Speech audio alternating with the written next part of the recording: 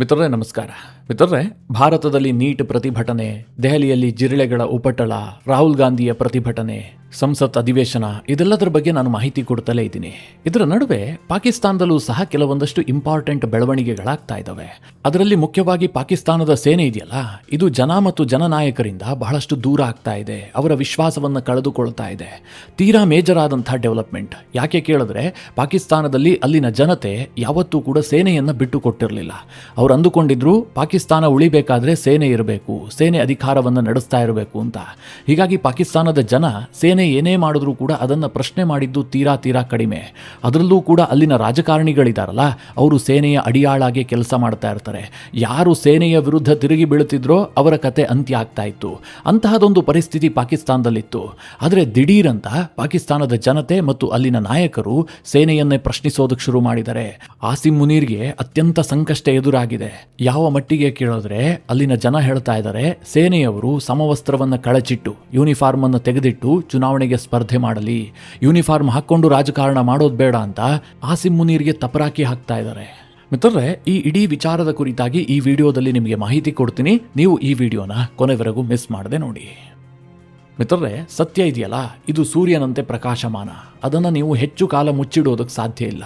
ಮೋಡ ಮುಸುಕಬಹುದು, ಆದರೆ ನಂತರ ಸೂರ್ಯ ಪ್ರಕಾಶಮಾನವಾಗದೇ ಇರ್ತಾನ, ಬೆಳಕು ಕೊಡದೇ ಇರ್ತಾನ? ಪರ್ಮನೆಂಟ್ ಆಗಿ ಸೂರ್ಯನನ್ನು ನೀವು ಮುಚ್ಚಿ ಹಾಕೋದಕ್ಕೆ ಸಾಧ್ಯ ಇದೆಯಾ? ಹಾಗೆ ಸತ್ಯ ಕೂಡ. ಯಾಕೆ ಈ ಮಾತು ಹೇಳಿದೆ ಅಂತಂದರೆ, ಪಾಕಿಸ್ತಾನದಲ್ಲಿ ಇತ್ತೀಚೆಗೆ ಜನ ಮತ್ತು ಜನನಾಯಕರು ಸತ್ಯ ಮಾತನಾಡೋದಕ್ಕೆ ಶುರು ಮಾಡಿದ್ದಾರೆ. ಸೇನೆಯ ಸುಳ್ಳುಗಳನ್ನು ಜಗಜ್ಜಾಹೀರು ಮಾಡೋದಕ್ಕೆ ಶುರು ಮಾಡಿದ್ದಾರೆ. ಅದರಲ್ಲೂ ಪಾಕಿಸ್ತಾನದಲ್ಲಿ ಓರ್ವ ನಾಯಕನ ಮಾತು ಹೆಚ್ಚು ವೈರಲ್ ಆಗ್ತಾ ಇದೆ. ಜನ ಅದ್ರ ಬಗ್ಗೆ ಚರ್ಚೆ ಮಾಡ್ತಾ ಇದ್ದಾರೆ. ಆ ನಾಯಕ ಯಾರು ಕೇಳಿದ್ರೆ, ಮೌಲಾನಾ ಫಜ್ಲುರ್ ರೆಹಮಾನ್. ಈತನ ಮುಖವನ್ನು ನೀವು ನೋಡಿರ್ತೀರಿ. ಈತ ಪಾಕಿಸ್ತಾನದಲ್ಲಿ ತುಂಬಾ ಪ್ರಭಾವಿ ವ್ಯಕ್ತಿ, ಕಟ್ಟರ್ ಇಸ್ಲಾಮಿಕ್ ನಾಯಕನೂ ಕೂಡ ಹೌದು. ಈತನನ್ನು ಯಾರಿಗೆ ಹೋಲಿಸಬಹುದು ಭಾರತದಲ್ಲಿ ಕೇಳಿದ್ರೆ, ಅಸಾದುದ್ದೀನ್ ಓವೈಸಿಗೆ ಹೋಲಿಸಬಹುದು. ಆ ಮಟ್ಟಿನ ಕಟ್ಟರ್ಪಂಥೀಯ ನಾಯಕ. ಈತನ ರಾಜಕೀಯ ಪಕ್ಷ ಪಾಕಿಸ್ತಾನದಲ್ಲಿ ಬಹಳ ದೊಡ್ಡ ಪಕ್ಷ ಏನಲ್ಲ. ಪಾಕಿಸ್ತಾನದ ಸಂಸತ್ನಲ್ಲಿ ಈತನ ಪಕ್ಷದ ಸಂಸದರಿರುವಂತಹದ್ದು 7 ಮಂದಿ ಮಾತ್ರ. ಆದರೆ ಈತ ಪಾಕಿಸ್ತಾನದಲ್ಲಿ ತೀರಾ ಪ್ರಭಾವಿ ವ್ಯಕ್ತಿ. ಈತನನ್ನು ಫಾಲೋ ಮಾಡುವಂಥವರ ಸಂಖ್ಯೆ ಇಡೀ ಪಾಕಿಸ್ತಾನದಾದ್ಯಂತ ಇದೆ. ಹೀಗಾಗಿ ಈತ ಏನೋ ಕರೆ ಕೊಡ್ತಾನೆ, ಈತ ಏನೋ ಮಾತನಾಡ್ತಾನೆ ಅಂತಂದರೆ ಅದಕ್ಕೆ ಪಾಕಿಸ್ತಾನದಲ್ಲಿ ಹೆಚ್ಚು ಪ್ರಾಮುಖ್ಯತೆ ಇದೆ. ಅದಕ್ಕೆ ನಾನು ಭಾರತದ ಓವೈಸಿ ರೀತಿ ಅಂತ ಹೇಳಿದ್ದು. ಇವತ್ತು ಓವೈಸಿಗೆ ಹೆಚ್ಚಿನ ಸಂಸದರ ಬಲ ಇಲ್ಲದೆ ಇರಬಹುದು, ಅಥವಾ ಹೆಚ್ಚು ರಾಜ್ಯಗಳಲ್ಲಿ ಓವೈಸಿಯ ಅಸ್ತಿತ್ವವೂ ಇಲ್ಲದೆ ಇರಬಹುದು. ಆದರೆ ಓವೈಸಿಗೆ ಫಾಲೋವರ್ಸ್ಗಳ ಸಂಖ್ಯೆ ಜಾಸ್ತಿ ಇದೆ ಅಲ್ವಾ? ಅದೇ ರೀತಿಯಾಗಿ ಈ ಪಾಕಿಸ್ತಾನದ ಮೌಲಾನಾ ಫಜ್ಲುರ್ ರೆಹಮಾನ್ಗೂ ಕೂಡ ಸಿಕ್ಕಾಪಟ್ಟೆ ಫಾಲೋವರ್ಸ್ ಇದ್ದಾರೆ. ಯಾಕೆ ಈತನ ಬಗ್ಗೆ ಇಷ್ಟು ಪೀಠಿಕೆ ಹಾಕ್ತಾ ಇದ್ದೀನಿ ಅಂತಂದರೆ, ಈ ಮೌಲಾನಾ ಇತ್ತೀಚೆಗೆ 2 ಸ್ಟೇಟ್ಮೆಂಟ್ಗಳನ್ನು ಸೇನೆಯ ವಿರುದ್ಧವಾಗಿ ಕೊಟ್ಟಿದ್ದಾನೆ. ಎರಡೂ ಕೂಡ ಪಾಕಿಸ್ತಾನದಲ್ಲಿ ತಲ್ಲಣವನ್ನು ಸೃಷ್ಟಿ ಮಾಡಿದೆ, ಸೇನೆಯ ಎದೆಬಡಿತವನ್ನು ಹೆಚ್ಚು ಮಾಡಿದೆ.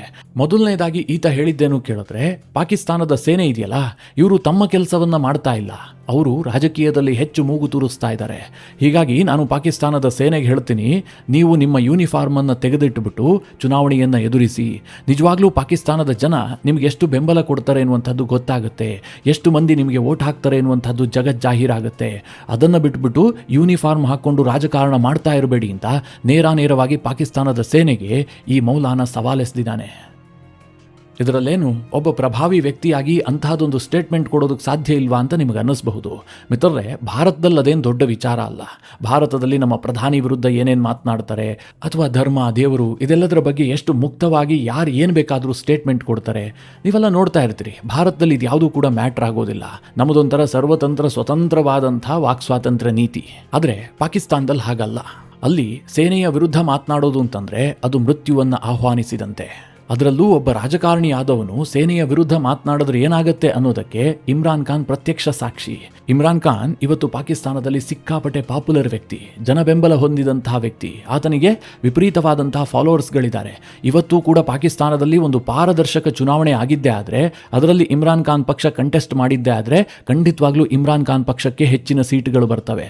ಅಷ್ಟರ ಮಟ್ಟಿಗೆ ಒಬ್ಬ ಪ್ರಖ್ಯಾತವಾದಂತಹ ವ್ಯಕ್ತಿ ಇಮ್ರಾನ್ ಖಾನ್. ಆದರೂ ಕೂಡ ಇಮ್ರಾನ್ ಖಾನ್ ಯಾಕೆ ಜೈಲಿನಲ್ಲಿದ್ದಾನೆ? ಆತ ಯಾಕೆ ರಾಜಕಾರಣದಲ್ಲಿ ಮುಂದೆ ಬರೋದಕ್ಕೆ ಸಾಧ್ಯ ಆಗ್ತಾ ಇಲ್ಲ?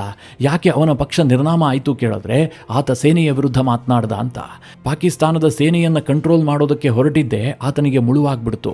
ಅಂದರೆ ಸಿಂಪಲ್ ಆಗಿ ಯೋಚನೆ ಮಾಡಿ, ಇಮ್ರಾನ್ ಖಾನ್ ಒಬ್ಬ ಮಾಜಿ ಪ್ರಧಾನಿ, ಈ ಹಿಂದೆ ಅಧಿಕಾರದಲ್ಲಿದ್ದಂತಹ ನಾಯಕ, ಒಂದು ದೊಡ್ಡ ರಾಜಕೀಯ ಪಕ್ಷವನ್ನು ಹೊಂದಿದ್ದ.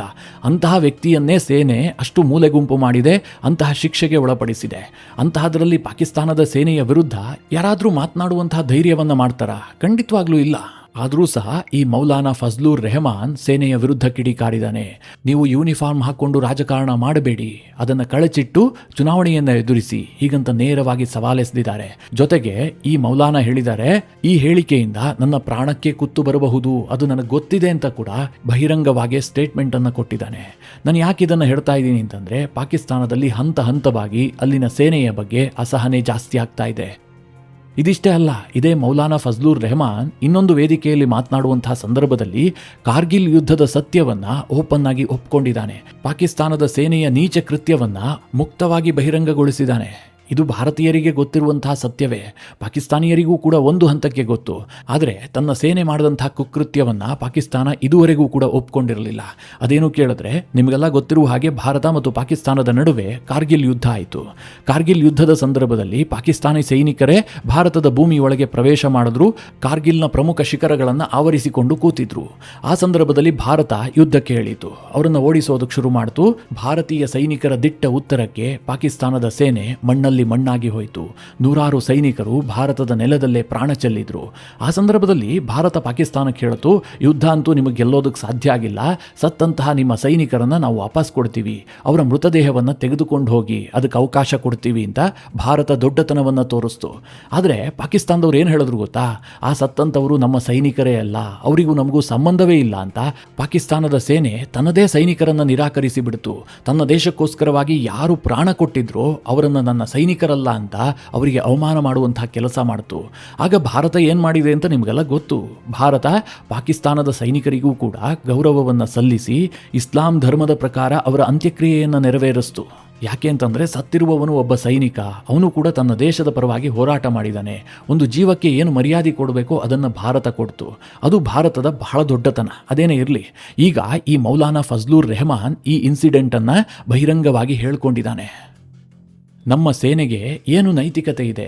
ಅವತ್ತು ಕಾರ್ಗಿಲ್ ಯುದ್ಧದಲ್ಲಿ ನಮ್ಮ ದೇಶಕ್ಕೋಸ್ಕರವಾಗಿ ಪ್ರಾಣ ಕೊಟ್ಟಂತಹ ಸೈನಿಕರನ್ನೇ ನಾವು ವಾಪಸ್ ಕರೆತಂದಿಲ್ಲ, ಅವರಿಗೆ ಅಂತ್ಯಕ್ರಿಯೆ ಮಾಡಿಲ್ಲ, ಭಾರತ ಅವರ ಅಂತ್ಯಕ್ರಿಯೆ ಮಾಡಿದೆ. ಇದರಿಂದಾಗಿ ನಮ್ಮ ಸೈನಿಕರ ಮೊರಾಲಿಟಿ ಏನಾಗಿರಬಹುದು? ಇದು ನಮ್ಮ ಸೈನ್ಯದ ದಯನೀಯ ಸ್ಥಿತಿ ಅಂತ ಇದೇ ಮೌಲಾನಾ ಫಜ್ಲುರ್ ರೆಹಮಾನ್ ಓಪನ್ ಆಗಿ ಘೋಷಣೆ ಮಾಡಿದ್ದಾನೆ. ಬಹಿರಂಗವಾಗಿ ಈತ ಮಾಡಿದಂತಹ ಭಾಷಣ ಇವತ್ತು ಸಾಕಷ್ಟು ವೈರಲ್ ಆಗ್ತಾ ಇದೆ. ಪಾಕಿಸ್ತಾನದಲ್ಲಿ ಜನ ಇದ್ರ ಬಗ್ಗೆ ಮಾತನಾಡೋದಕ್ಕೆ ಶುರು ಮಾಡಿದ್ದಾರೆ. ಮಿತ್ರರೇ, ಇದಿಷ್ಟೇ ಇನ್ಸಿಡೆಂಟ್ಗಳಲ್ಲ. ಪಾಕಿಸ್ತಾನದ ಮಾಜಿ ಪ್ರಧಾನಿ ಇಮ್ರಾನ್ ಖಾನ್ ಸಹೋದರಿ ಇತ್ತೀಚೆಗೆ ಆಪರೇಷನ್ ಸಿಂಧೂರದ ಕುರಿತಾಗಿ ಕೊಟ್ಟಂತಹ ಒಂದು ಸ್ಟೇಟ್ಮೆಂಟ್ ಕೂಡ ಈಗ ಸದ್ದು ಮಾಡ್ತಾ ಇದೆ. ಆ ಸ್ಟೇಟ್ಮೆಂಟ್ ಏನು ಕೇಳಿದ್ರೆ, ಭಾರತ ಮೇ 10ನೇ ತಾರೀಕು ದಾಳಿ ಮಾಡೋದನ್ನು ನಿಲ್ಲಿಸ್ತಲ್ಲ, ಅದಕ್ಕೆ ಕಾರಣ ಏನು ಕೇಳಿದ್ರೆ, ಭಾರತ ಮತ್ತು ಪಾಕಿಸ್ತಾನದ ನಡುವೆ ಒಂದು ಅಂಡರ್ಸ್ಟ್ಯಾಂಡಿಂಗ್ ಆಯಿತು. ಪಾಕಿಸ್ತಾನ ಅಬ್ರಹಾಂ ಅಕ್ಕರ್ಡನ್ನು ಒಪ್ಪಿಕೊಂಡು ಇಸ್ರೇಲ್ಗೆ ಮಾನ್ಯತೆ ಕೊಡೋದಕ್ಕೆ ಒಪ್ಪಿಕೊಂಡಿತ್ತು. ಈ ಕಾರಣಕ್ಕೋಸ್ಕರವಾಗಿ ಭಾರತ ದಾಳಿ ಮಾಡೋದನ್ನು ನಿಲ್ಲಿಸ್ತು. ಇಲ್ಲದೆ ಹೋದರೆ ಭಾರತದಂತಹ ದೊಡ್ಡ ದೇಶ ಮೇ 10ರ ಬಳಿಕವೂ ಕೂಡ ಪಾಕಿಸ್ತಾನದ ಮೇಲೆ ಬಹಳ ದೊಡ್ಡ ಅಟ್ಯಾಕ್ ಅನ್ನೇ ಮಾಡ್ತಾ ಇತ್ತು. ಹೀಗಂತ ಇಮ್ರಾನ್ ಖಾನ್ ಸಹೋದರಿ ಒಂದು ಸ್ಟೇಟ್ಮೆಂಟ್ ಅನ್ನು ಕೊಟ್ಟಿದ್ರು. ಈಕೆ ಏನು ಹೇಳಿದಾಳಲ್ಲ, ಇದು ಸತ್ಯವೋ ಸುಳ್ಳೋ ಇದ್ರ ಬಗ್ಗೆ ಯಾವುದೇ ಖಾತ್ರಿ ಇಲ್ಲ. ಆದರೆ ಆಕೆ ಆ ರೀತಿಯಾದಂತಹ ಒಂದು ಸ್ಟೇಟ್ಮೆಂಟ್ ಅನ್ನು ಕೊಟ್ಟಿದ್ದಾಳೆ. ಅಂದ್ರೆ ಪಾಕಿಸ್ತಾನದ ಸರ್ಕಾರ ತನ್ನನ್ನು ತಾನು ಉಳಿಸ್ಕೊಳ್ಳೋದಕ್ಕೋಸ್ಕರವಾಗಿ ಯಾವ ಹಂತಕ್ಕೆ ಬೇಕಾದರೂ ಹೋಗ್ತಾ ಇದೆ. ಪಾಕಿಸ್ತಾನದ ಸೇನೆ ಟೋಟಲಿ ಮಂಡಿ ಊರ್ತಾ ಇದೆ. ಇದನ್ನ ಬಿಂಬಿಸೋದಕ್ಕೆ ಅಲ್ಲಿನ ಕೆಲ ಮುಖಂಡರು ಮತ್ತು ರಾಜಕಾರಣಿಗಳು ಸಾಕಷ್ಟು ಯತ್ನ ಮಾಡೋದಕ್ಕೆ ಶುರು ಮಾಡಿದ್ದಾರೆ. ಇದರ ಅರ್ಥ ಏನು ಅಂತ ನಾವು ನೋಡೋದಾದ್ರೆ, ಪಾಕಿಸ್ತಾನದ ಸೇನೆಯ ಬಗ್ಗೆ ಜನರ ಅಸಹನೆ ಜಾಸ್ತಿ ಆಗ್ತಾ ಇದೆ. ಹೀಗಾಗಿ ರಾಜಕಾರಣಿಗಳ ಬಾಯಲ್ಲಿ ಸೇನೆಯ ವಿರುದ್ಧ ಮಾತುಗಳು ಕೇಳಿಬರೋದಕ್ಕೆ ಶುರುವಾಗಿದೆ. ಯಾವಾಗಲೂ ಅಷ್ಟೇ, ರಾಜಕಾರಣಿಗಳು ಏನು ಮಾತನಾಡ್ತಾರೆ, ಜನ ಯಾವುದರ ವಿರುದ್ಧವಾಗಿದ್ದಾರೆ, ಯಾವುದನ್ನು ವಿರೋಧಿಸ್ತಾ ಇದ್ದಾರೆ, ಅದರ ವಿರುದ್ಧವಾಗಿ ರಾಜಕಾರಣಿಗಳು ಮಾತನಾಡ್ತಾರೆ. ಸದ್ಯ ಪಾಕಿಸ್ತಾನದ ರಾಜಕಾರಣಿಗಳ ಟೋನ್ ಬದಲಾಗ್ತಾ ಇದೆಯಲ್ಲ, ಇದನ್ನು ಗಮನಿಸಿದ್ರೆ ಪಾಕಿಸ್ತಾನದ ಜನರ ಮಟ್ಟದಲ್ಲೇ ಅಲ್ಲಿನ ಆಸಿಮ್ ಮುನೀರ್ ಪಡೆಯ ವಿರುದ್ಧ ಆಕ್ರೋಶ ಜಾಸ್ತಿ ಆಗ್ತಾ ಇರುವಂತಹದ್ದು ಸ್ಪಷ್ಟವಾಗಿ ಕಂಡು ಬರ್ತಾ ಇದೆ. ಯಾಕೆ ಹೀಗಾಗ್ತಾ ಇದೆ? ಪಾಕಿಸ್ತಾನದ ಸೇನೆಯ ಬಗ್ಗೆಯೇ ಜನ ಯಾಕೆ ಅಪನಂಬಿಕೆಯನ್ನು ವ್ಯಕ್ತಪಡಿಸ್ತಾ ಇದ್ದಾರೆ ಕೇಳಿದ್ರೆ, ಇಷ್ಟು ದಿನ ಪಾಕಿಸ್ತಾನದ ಸೇನೆ ಏನು ಪೋಸ್ಟ್ ಕೊಡ್ತಾ ಇತ್ತು ಗೊತ್ತಾ? ನಾವು ಅಸ್ತಿತ್ವದಲ್ಲಿದ್ದರೆ ಮಾತ್ರ ಪಾಕಿಸ್ತಾನ ಅಸ್ತಿತ್ವದಲ್ಲಿರೋದಕ್ಕೆ ಸಾಧ್ಯ. ಯಾಕೆ ಅಂತಂದರೆ ಪಕ್ಕದಲ್ಲಿ ಭಾರತ ಇದೆ. ಪಾಕಿಸ್ತಾನದ ಬಳಿಯಲ್ಲಿ ಒಂದು ಸ್ಟ್ರಾಂಗ್ ಸೇನೆ ಇಲ್ಲ ಅಂತಾದರೆ ಭಾರತ ನುಂಗಿ ಬಿಡುತ್ತೆ. ಪಾಕಿಸ್ತಾನವನ್ನು ರಕ್ಷಿಸ್ತಾ ಇರುವಂತಹದ್ದೇ ಪಾಕಿಸ್ತಾನದ ಸೇನೆ. ಈ ರೀತಿಯಾಗಿ ಬಿಲ್ಡಪ್ ಕೊಡ್ತಾ ಇದ್ರು. ಆ ರೀತಿಯಾದಂತಹ ನರೇಟಿವ್ ಇವತ್ತು ಕೂಡ ಪಾಕಿಸ್ತಾನದಲ್ಲಿ ಪ್ರಚಲಿತದಲ್ಲಿದೆ. ಆದರೆ ಈಗ ಪಾಕಿಸ್ತಾನದ ಸೇನೆಗೆ ಪದೇ ಪದೇ ಹಿನ್ನಡೆ ಆಗೋದಕ್ಕೆ ಶುರುವಾಗಿದೆ. ಭಾರತದ ವಿರುದ್ಧ ಯುದ್ಧ ಗೆಲ್ಲೋದಕ್ಕಂತೂ ಸಾಧ್ಯ ಇಲ್ಲ ಬಿಡಿ. ಪಾಕಿಸ್ತಾನದ ಒಳಗಿನ ಆಂತರಿಕ ಯುದ್ಧವನ್ನು ಗೆಲ್ಲೋದಕ್ಕೂ ಪಾಕಿಸ್ತಾನದ ಸೇನೆಗೆ ಸಾಧ್ಯ ಆಗ್ತಾ ಇಲ್ಲ. ಪಾಕಿಸ್ತಾನದ ಸೈನಿಕರು ಮತ್ತು ಸೇನಾ ಮುಖ್ಯಸ್ಥರು ಪಾಕಿಸ್ತಾನದ ರಕ್ಷಣೆಗಿಂತ ಹೆಚ್ಚಾಗಿ ರಾಜಕೀಯ ಹಿತಾಸಕ್ತಿಗಳಲ್ಲೇ ಹೆಚ್ಚು ಆಸಕ್ತಿಯನ್ನು ಹೊಂದಿದ್ದಾರೆ. ಇದನ್ನು ಜನ ಸೂಕ್ಷ್ಮವಾಗಿ ಗಮನಿಸ್ತಾ ಇದ್ದಾರೆ. ನೀವೇ ನೋಡಿ, ಪಾಕಿಸ್ತಾನದ ಪರಿಸ್ಥಿತಿ ಹೇಗಾಗಿದೆ ಅಂತಂದರೆ, ಒಂದು ಕಡೆ POKಯಲ್ಲಿ ಪ್ರತಿಭಟನೆ, ಅದು ವಿಪರೀತ ಪ್ರಮಾಣದಲ್ಲಿ ಆಗ್ತಾ ಇದೆ. ಬಲೂಚಿಸ್ತಾನದವರು ನಾವು ಪಾಕಿಸ್ತಾನಕ್ಕೆ ಸೇರಿಲ್ಲ, ನಮ್ಮದು ಸಪರೇಟ್ ದೇಶ ಅಂತ ಘೋಷಣೆ ಮಾಡಿಕೊಳ್ತಾ ಇದ್ದಾರೆ. ಖೈಬರ್ ಪಖ್ತೂನ್ವಾ ಭಾಗದಲ್ಲಿ TTP ಉಗ್ರರ ಉಪಟಳ ವಿಪರೀತವಾಗಿದೆ. ಪಕ್ಕದ ಅಫ್ಘಾನಿಸ್ತಾನದ ಜೊತೆಗೆ ಸಂಬಂಧ ಸರಿಯಿಲ್ಲ. ಇತ್ತ ಭಾರತದೊಂದಿಗೆ ಸಂಬಂಧ ಅತ್ಯಂತ ಕೆಟ್ಟ ಸ್ಥಿತಿಯನ್ನು ತಲುಪಿದೆ. ಸಿಂಧೂ ನದಿ ನೀರು ವಿಚಾರದಲ್ಲೂ ಕೂಡ ಪಾಕಿಸ್ತಾನಕ್ಕೆ ಬಹಳ ದೊಡ್ಡ ಸಂಕಷ್ಟ ಎದುರಾಗಿದೆ. ಭಾರತ ಆ ಒಪ್ಪಂದವನ್ನೇ ಸಸ್ಪೆಂಡ್ ಮಾಡಿಟ್ಟಿದೆ.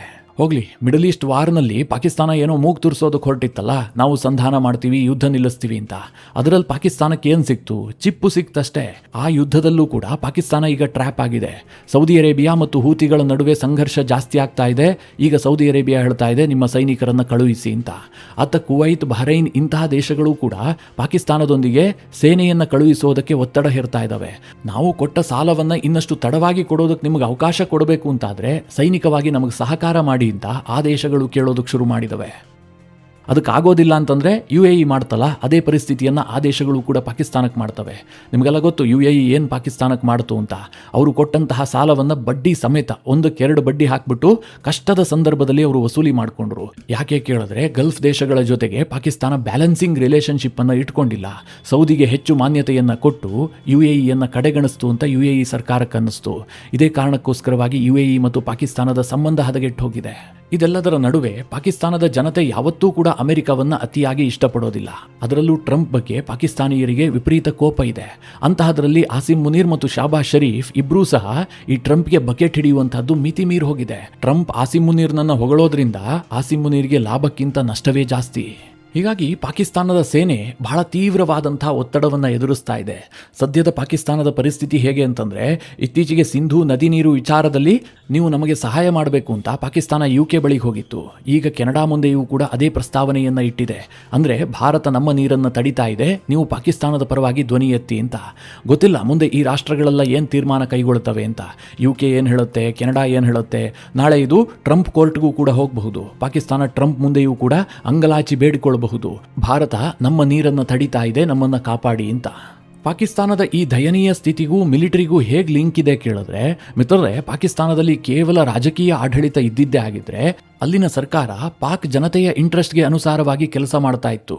ಆದರೆ ಸೇನೆ ಮಧ್ಯಪ್ರವೇಶದ ಕಾರಣದಿಂದಾಗಿ ಪಾಕಿಸ್ತಾನದ ಜನರ ಇಂಟ್ರೆಸ್ಟ್ ಇದೆಯಲ್ಲ, ಅದು ನಗಣ್ಯ ಆಗ್ತಾ ಇದೆ. ಸೇನೆಯ ಇಂಟ್ರೆಸ್ಟ್ಗನುಸಾರವಾಗಿ ಪಾಕಿಸ್ತಾನದ ಸರ್ಕಾರ ಕೆಲಸ ಮಾಡ್ತಾ ಇದೆ. ಹೀಗಾಗಿ ಅಲ್ಲಿನ ಸೇನೆಯ ವಿರುದ್ಧವೇ ಜನಾಕ್ರೋಶ ಜಾಸ್ತಿ ಆಗ್ತಾ ಇದೆ. ಸದ್ಯ ನಿಮಗಿದು ಚಿಕ್ಕ ವಿಚಾರ ಅಂತ ಅನ್ನಿಸಬಹುದು, ಆದರೆ ಮುಂದಿನ ಕೆಲ ತಿಂಗಳಿನಲ್ಲಿ ಇದು ಪಾಕಿಸ್ತಾನಕ್ಕೆ ಬಹಳ ದೊಡ್ಡ ವಿಚಾರ ಆಗುತ್ತೆ. ಈ ಇಡೀ ವಿಷಯದ ಕುರಿತಾಗಿ ನಿಮ್ಮ ಅನಿಸಿಕೆ, ಅಭಿಪ್ರಾಯಗಳೇನು ಕಮೆಂಟ್ ಮಾಡುವ ಮೂಲಕ ನಮಗೆ ತಿಳಿಸಿ. ಹಾಗೆ ನಿಮಗೆ ಈ ವಿಡಿಯೋ ಇಷ್ಟವಾದರೆ ಲೈಕ್ ಮಾಡಿ. ಜೊತೆಗೆ ನೀವಿನ್ನೂ ನಿಮ್ಮ ನೆಚ್ಚಿನ ಸಂಸ್ಕಾರ ಸೌರಭ ಯೂಟ್ಯೂಬ್ ಚಾನಲ್ನ ಸಬ್ಸ್ಕ್ರೈಬ್ ಮಾಡಿಲ್ಲ ಅಂತಾದರೆ ಈ ಕೂಡಲೇ ಸಬ್ಸ್ಕ್ರೈಬ್ ಮಾಡಿ. ಮುಂದಿನ ಎಲ್ಲ ಅಪ್ಡೇಟ್ಗಳ ನೋಟಿಫಿಕೇಷನ್ಗಾಗಿ ಬೆಲ್ ಐಕಾನ್ ಒತ್ತಿ.